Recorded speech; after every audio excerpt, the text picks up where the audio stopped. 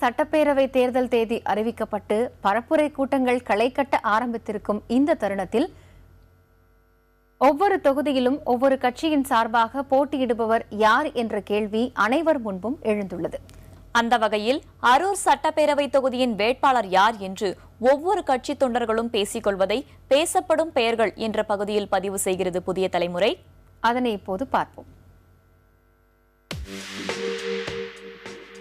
தருமபுரி மாவட்டம் அரூர் சட்டப்பேரவை தொகுதியில் அதிமுக சார்பில் முன்னாள் சட்டமன்ற உறுப்பினரும் கட்சியின் அரூர் ஒன்றிய செயலாளருமான ஆர் முருகன், தருமபுரி மாவட்ட மகளிர் அணி இணை செயலாளரும் அரூர் பேரூராட்சி தலைவரும் ஜெயலலிதாவை விமர்சித்த முல்லைவேந்தனுக்கு எதிரான போராட்டத்தில் முன்னின்றவருமான காவேரி, மாவட்ட ஊராட்சி குழு உறுப்பினர் கண்ணகி ஆகியோரில் ஒருவர் வேட்பாளராகும் வாய்ப்பிருப்பதாக தொண்டர்கள் மத்தியில் பேசப்படுகிறது.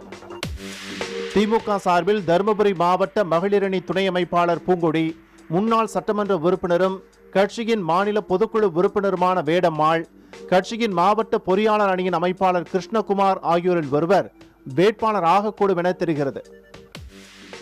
தேமுதிக சார்பில் தருமபுரி மாவட்ட மகளிர் அணி செயலாளர் பொன்மொழி, கட்சியின் அரூர் நகர பொருளாளர் சிங்கராயன், கட்சியின் அரூர் நகர மகளிர் அணி செயலாளர் தங்கம் ஆகியோரில் ஒருவர் வேட்பாளராகும் வாய்ப்பிருப்பதாக பேசப்படுகிறது.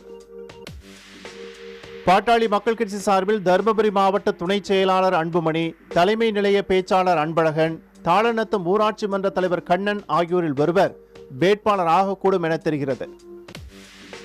மக்கள் நல கூட்டணியின் ஓர் அங்கமான விடுதலை சிறுத்தைகள் கட்சிக்கு இந்த தொகுதி ஒதுக்கப்பட்டால் அக்கட்சியின் தருமபுரி கிழக்கு மாவட்ட செயலாளர் ஜானகிராமன், கட்சியின் மண்டல செயலாளரும் கடந்த முறை நடைபெற்ற தேர்தலில் இதே தொகுதியில் போட்டியிட்டவருமான நந்தன், கட்சியின் அரூர் சட்டமன்ற தொகுதி செயலாளர் சாக்கன் சர்மா ஆகியோரில் ஒருவர் வேட்பாளராகும் வாய்ப்பிருப்பதாக தொண்டர்கள் மத்தியில் பேசப்படுகிறது.